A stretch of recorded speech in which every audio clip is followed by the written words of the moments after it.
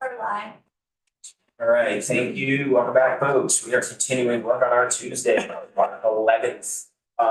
We're continuing discussion, possible markup and possible vote on H1. We have taken a great deal of time allotment with this. So we do have some language to review in this moment. So I'll ask that Ledge Council, Captain Salem, Mr. O'Grady, how are you? Well, how are you? Would you like me to put the proposed amendment on the screen? Whatever you prefer, yes. Right.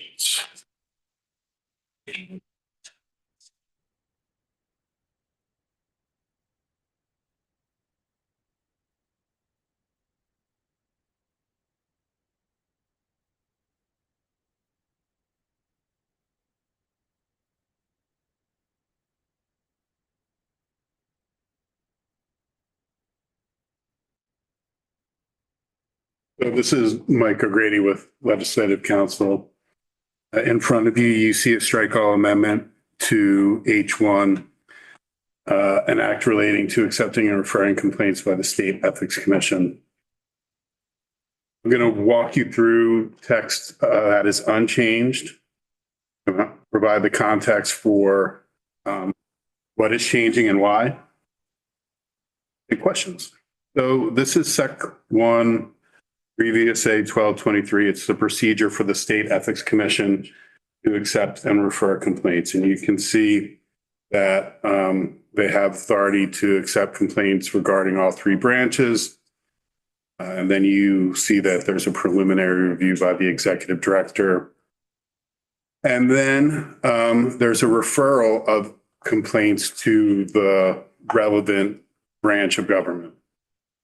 And so on page 2, line 4, you will see when the referral is to the legislative and judicial branches, there's the referral to the Senate Ethics Panel regarding senators, House Ethics Panel regarding representatives, to the Judicial Conduct Board regarding judges, judicial officers, and then to the Professional Responsibility Board regarding attorneys. Further down in that same section is where you find the language that would change. Currently, the language requires the executive director to refer a complaint under sub B to the relevant entity, and then it provides any entity receiving a referred complaint, which would include the legislature or the judiciary or the Professional Responsibility Board, shall consult with the commission regarding the application of the state ethics code, the facts presented in the complaint. Now, you heard testimony about how that mandate to consult by the legislature on the judiciary creates issues, separation of powers, practical issues. Betsy Ann gave a very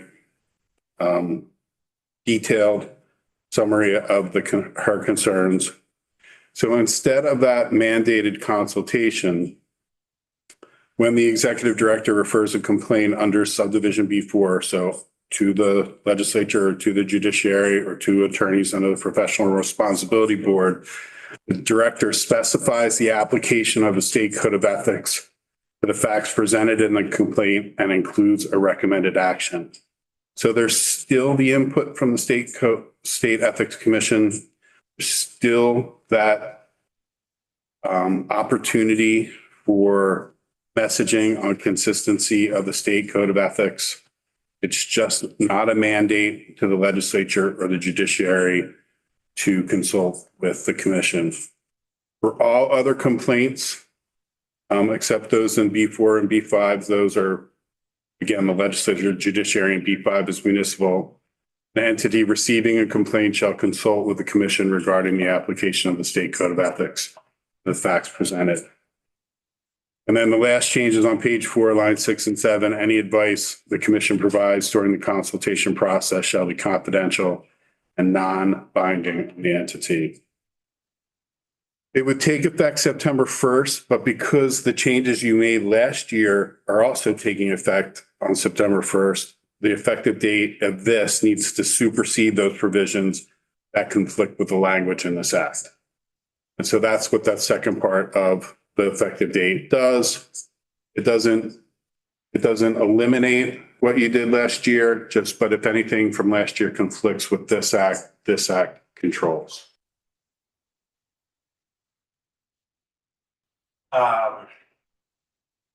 Any questions from the table for council on this morning?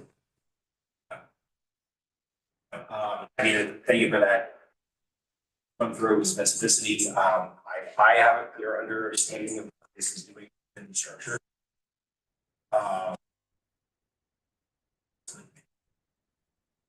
So we Please still, represent this one.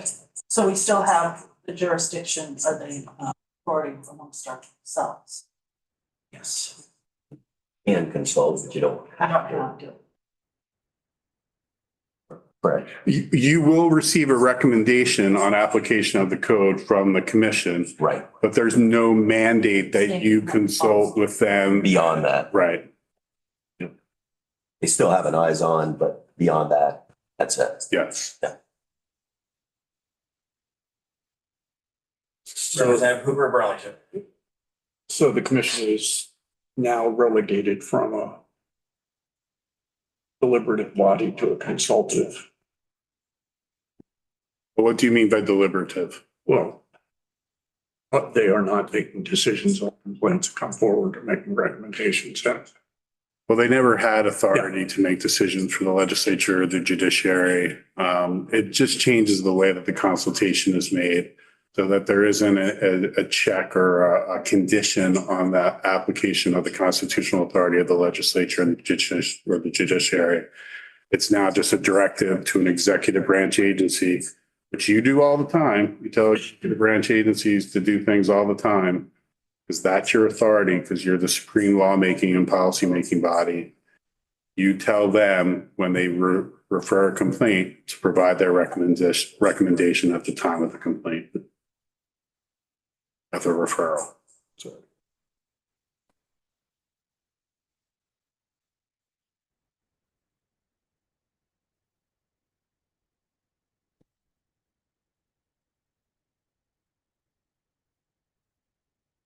Thank you very much, Mr. O'Grady. I really appreciate the work. So it's all. Okay, able to open for discussion.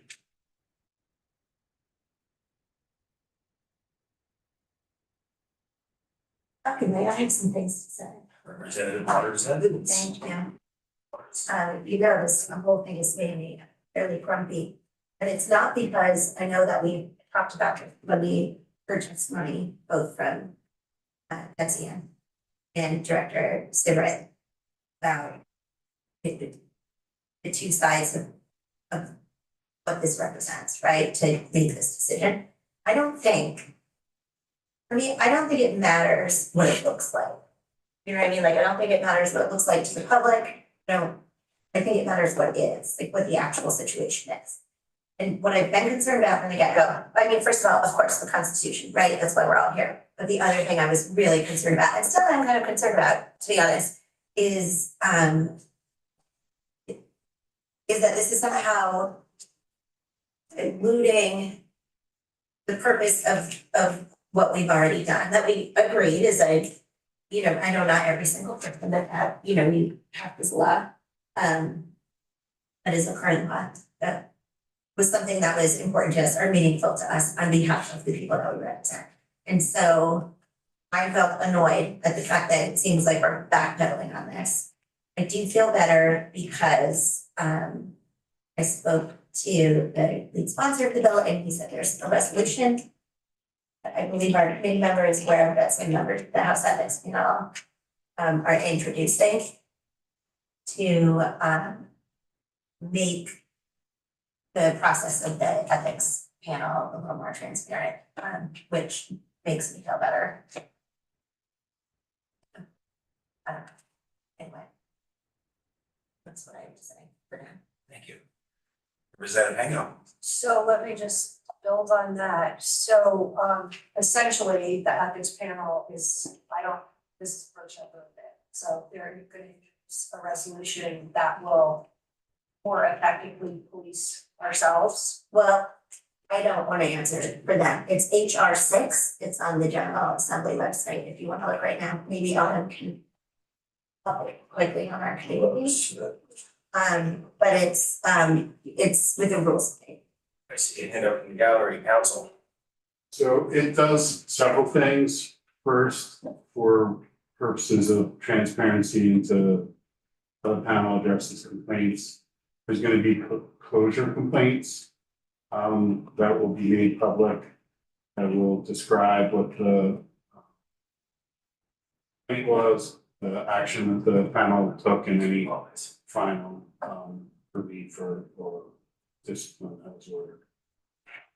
There's also going to be opportunity for the panel to share information with the other panels, because one of the things that has happened is that the three panels get siloed, and by the terms of their own rules can't talk to each other about complaints, and there's often multiple complaints that share facts among the panels, and it gets really difficult to manage the confidentiality provisions in those situations.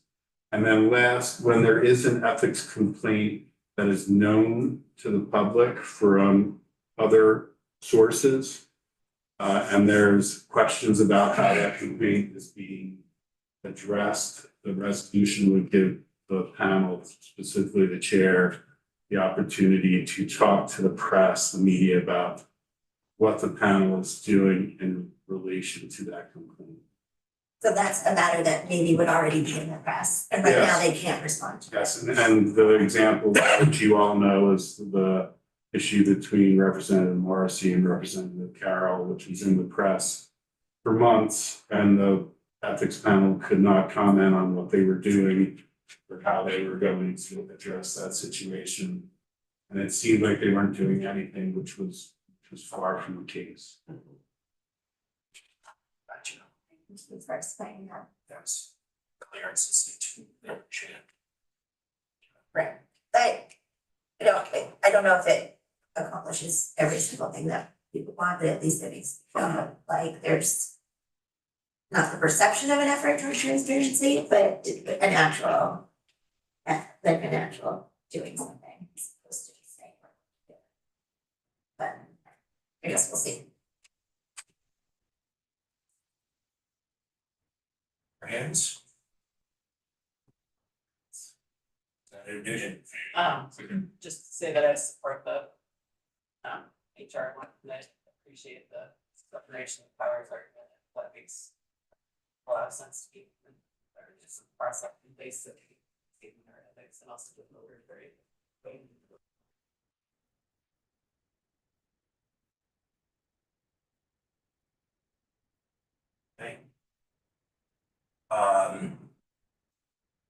We've done a lot of work on this. This was a piece of legislation that was sort of came in. We didn't anticipate spending this much time on, so I appreciate that.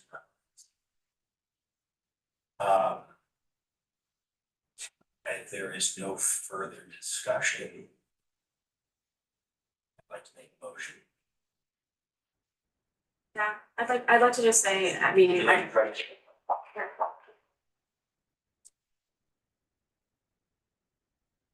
as you know, we're very concerned about this rollback, this HR 6. I've never heard of it before. It wasn't flagged for us.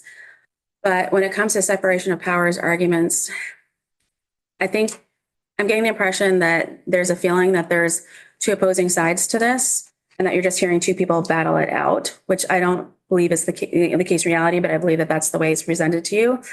And we have been really hoping that you'd hear from some independent Vermont constitutional law experts. We do have Peter Teachout, who is a professor at Vermont Law School. He's preparing a memo now. He said he's willing to testify this week on the bill. He's addressing Betsy Ann's memo, and if there are any flaws in it, those flaws. But again, I just like to bring us back to part where we're saying that the reason for this is because of separation of powers. The argument gets used repeatedly to kind of roll back ethics legislation. And it's a very slippery slope. And I would really like for the committee to consider the other solutions that we put forward to address that issue. And so one is acknowledging in statute that we're not a part of the executive branch for the purposes of wielding executive power. This is how every other state has handled this issue. You're talking about adopting rules. You can adopt a rule that says, yes, you will consult requirement with the Ethics Commission on the application of the State Code of Ethics. So what you're talking about proposing here, it sounds like it's done in the framework of resolving some constitutional issues, but there are other ways to resolve those constitutional issues that accomplish the goal of consultation with the Ethics Commission, which promotes education. Because from what I've heard about HR 6, is that it's still going to be very much an in-house process where the panels can consult with each other. But we're still missing the requirement to consult with the Ethics Commission on the application of the State Code of Ethics, which is really what this consultation requirement was about. It's about promoting the State Code of Ethics, the equal application of the law to everyone through the manner of education versus punishment versus investigation. And I understand that you've heard about the constitutional issues. I understand this is new for this committee. I've been working on these for several years now.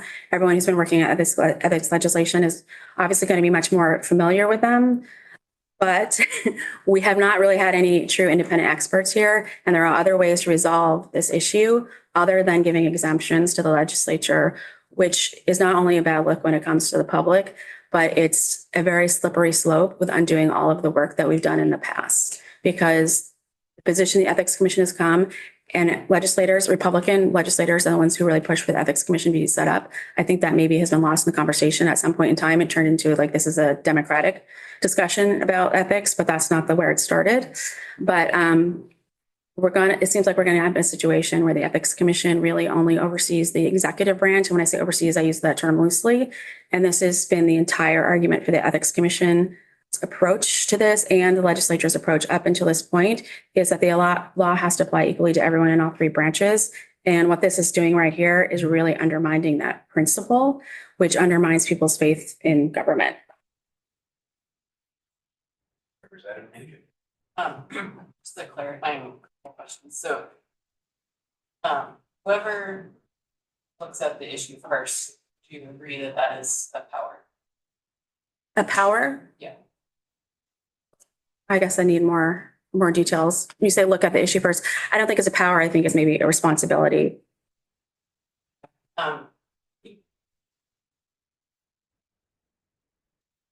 So judging the qualifications, i.e. also the ethics of another member of the legislature, would you say that's a core function of the legislature? Yes, but I think then we're getting into a situation where you're talking about how you define judging the qualification. And so when we're talking about providing confidential advice on the application of a code of ethics that somebody can accept or reject, I think that was really stretching the definition of judging the qualification, especially since we're not talking about core legislative functions. And I'd really like for the opportunity to have Peter Teachout come and testify to these because he is the expert on these matters. And he has been working on a memo, and we've been really pushing to have him testify for several weeks now. And we have slots available for him come to this. And so we really do want to, we really think that this conversation would benefit from people who are coming from this very objectively, because I have not been getting the impression that the House Ethics Panel is coming from this objectively when you're talking about constitutional issues, but more from a turf protecting perspective.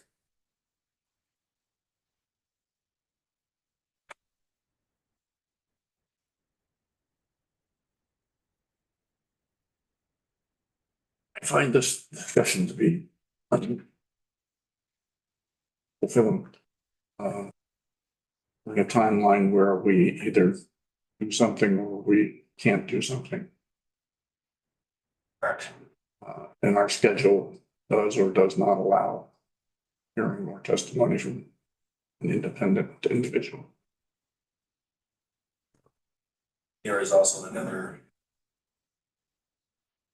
legislative body that will have possession of this bill for the full duration of time. We'll have opportunity to ask further discussion. That is the thing. Representative Morgan, I see your hand. No, it's just. But I guess, can I just ask, what is the rush to get this out this year? There seems to be a conflict within the constitutional powers for the House. Well, Yeah, and it did pass without any objections last year. But I think we heard testimony earlier from legislative counsel, which is really surprising to me that there's a suggestion that, you know, if there's no one to enforce it, then they weren't going to be following it. But from my perspective in the Ethics Commission, this was a very different experience from last year in the sense that there was a lot of open engagement and communication. And this year I had to fight every step of the way to be heard at all. We eventually got, you know, one marathon session where you heard from a lot of people crammed into one. But this has really had the feeling of something has been happening behind the scenes that isn't really a cold look at this issue and what it means for the Constitution, what it means in government. And I'm just really confused by this because that's not the process that I experienced last year. And I'm just very confused about why it is happening this way this year, when last year it was such a different experience. There's such a different, you know, level of support for ethics. And then this year, something just seems like it was being done behind the scenes, rushed through, and it's something that's going to really create a crack in the entire framework for what we've built up, because this really is a crack. It's not just limited to this one small issue. This is really something that's going to change the entire dynamic of what's been built up over the last 6 years.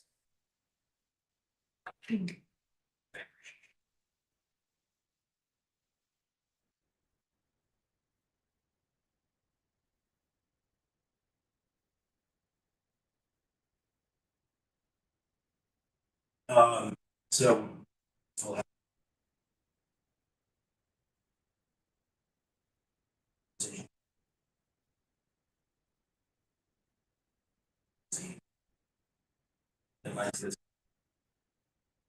And stuff was strong. Sorry. Oh, gotcha.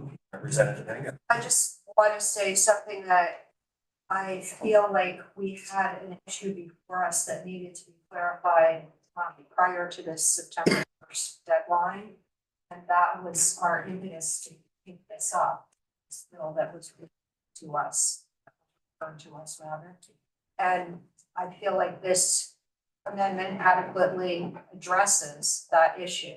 Whether there are other issues, I'm sure we'll find out, just like we found out that there was an issue with the legislation that was passed last year. These things happen as we put things into working order when we enact bills. So I don't see a reason why we shouldn't advance this to the Senate. Whether you vote yes or no is fine, but I think it's our job right now to get this bill out of our committee and send it on its way to wherever it's gonna go next. I don't see this at all as some kind of power struggle or behind the scenes happenings. And I feel a little bit mystified by that. But that being said, I think we need to move it, and we did have opportunities several weeks ago to have more witnesses come in and testify, but if it's my recollection correctly, Professor Teachout was not available for, so not able to get him at that time. So my apologies that we were not able to get him time to Ms. Sigrid, but I think he I wasn't don't know what asked. else we can do. I think he wasn't asked by the committee, but he was only out for 1 week. And we were out for 1 week last week, so that really makes the time compression.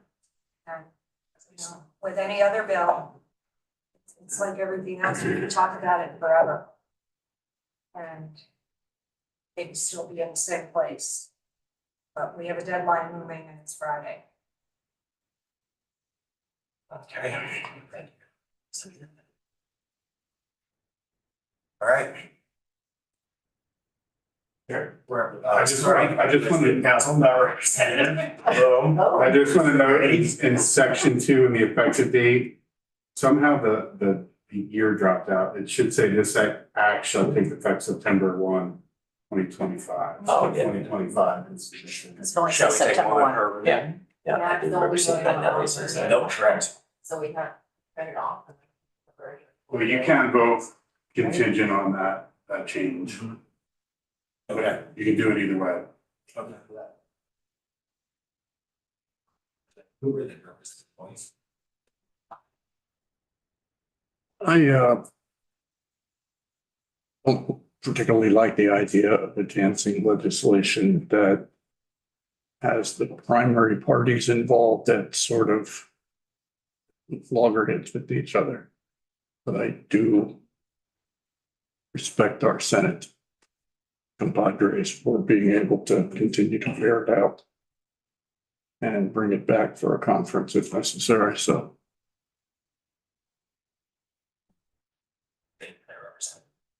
Representative Wayne? Just a question for our PD, let me drop 2.2. You could say it would be 2.2, yeah. And contingent on That change, yeah. the date conclusion. And that date inclusion would be effective. It would say this act shall take effect September 1, 2025. And shall supersede. The 2020.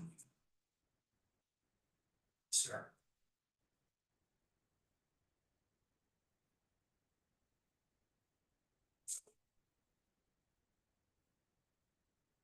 What else? Well, thank you very much, committee. This was another increased educational constitutional dive from our authorities in the House. Seem to be doing that a bunch this year.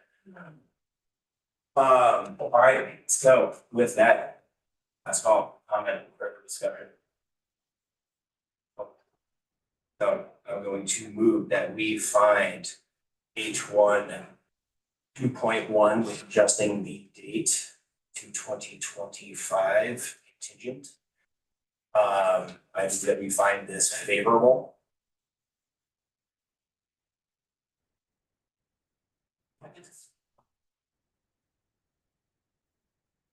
And the clerk should call the roll. Representative Boyden, yes. Representative Pinstall, Yes. Representative Morgan. Yes. Representative Cooper, Burlington, Yes. Representative Coffin, Yes. Representative Stone, Yes. Representative Cooper, Randall, Representative Nugent, Yes. Representative Waters Evans, Yes. Representative Byram, Yes. Representative Hango, Yes. 11-0-0. Thank you, committee. The reporter of the bill will be Representative Morgan. Well, we'll make that change on email, Autumn, and you. Sounds good. Thank you. Thank you, Councilor. Thank you. And let's see, next up, we have 321, an impact relating to miscellaneous cannabis amendments, testimony and discussion.